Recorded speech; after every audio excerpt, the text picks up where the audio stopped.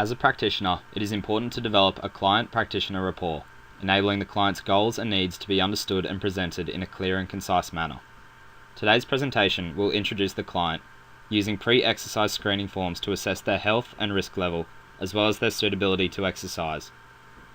Initial consultation notes involving the client's goals will be discussed as a means to form suitable and achievable exercise and activity programs. Furthermore, a needs analysis will be conducted to understand the nature of the client's sport and its respective fitness components. The client is a 20-year-old male weighing 74.1 kilograms and stands at 175 centimeters tall.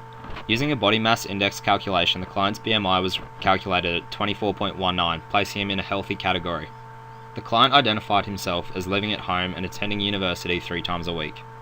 As an elite level soccer player, the client was performing 460 minutes of moderate to vigorous exercise per week as a combination of trainings and weekly games.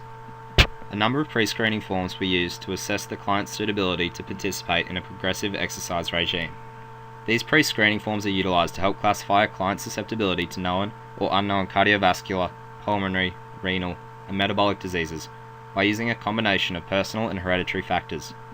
Based upon the presence or absence of CVD risk factors, we as practitioners are able to emphasise identifying those at the greatest risk of an exercise-related cardiac event by utilising these forms to place a client's risk clarification in either low, moderate or high categories.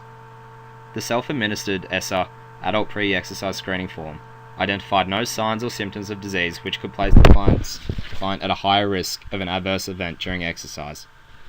The client has identified himself as a non-smoker with a blood pressure of 135 on 60, with no signs of high blood pressure, high blood sugars or high cholesterol. Using the provided classifications, the client was deemed to be at low risk, clearing him to participate in aerobic physical activity and exercise up to a vigorous or high intensity, roughly 70 to 90% of heart rate max.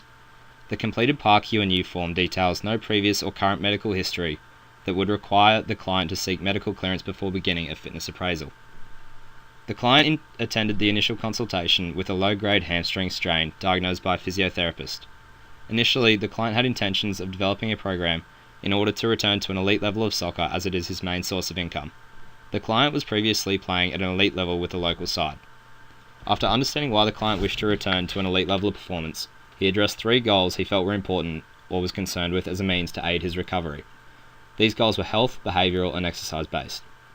Firstly, it was noted that the client was concerned with his body composition, as he has referenced himself as noticeably gaining size since the injury was sustained. As a practitioner, we can address the issue by tailoring a program encouraging fat loss and an increase in lean skeletal muscle. The client has noticed that a lack of sleep is impacting negatively on his motivation towards exercise. From a practitioner's standpoint, we need the client to agree to place an emphasis on changing sleeping patterns so motivation levels are not wavered. A physical activity profile will also be utilised. The client also wishes to improve his overall performance on the pitch, therefore I have established a need to increase muscular strength, power and aerobic capacity based on the current literature. Soccer is categorised as a high-intensity, intermittent, non-continuous exercise involving explosive movements as well as covering long distances. A study involving an elite North American league observed the mean player to be 176 centimeters tall, weighing 76.6 kilograms, and observed a resting heart rate of 50 beats per minute. Analysis at an elite level reveals that players can cover anywhere up to and sometimes in excess of 11 kilometers during a match, of which 8 to 18% is at the highest intensity. This places large importance on the body's aerobic fitness components, including muscular endurance and a heavy reliance on the body's lactic energy systems. The importance of capacity for aerobic workload is highlighted by an average VO2 max of 55 to 68 milliliters per kilogram per minute in elite level players. The need for muscular strength and power in the lower limbs is particularly important in performing the kicking, tackling, and jumping movements associated with the nature of the game.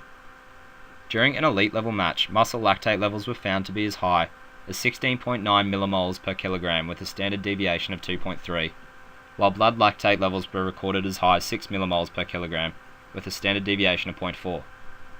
A study conducted by Ionis analyzes several components of fitness differences in elite and sub-elite players. The elite group's results presented significantly higher isometric force generations, higher vertical jump heights, higher pedaling rates on a spin bike, and lower 10-meter sprint times. After a pre-screening process, the client has been cleared of any medical history or risks that may lead to an adverse cardiac event during exercise, As a result, exercise prescription can now take place. Using the client's training history and goals noted during the initial consultation, appropriate prescription may be set in order to achieve the results desired. Research that enhanced aerobic endurance leads to an increased performance by increased distance covered, increased work intensity, increased number of sprints, and an increased involvement with the ball. Current literature also demonstrates that strength training increases sprinting velocity and increases jump height, all of which are important aspects of performance and thus providing a rationale for the exercise prescription.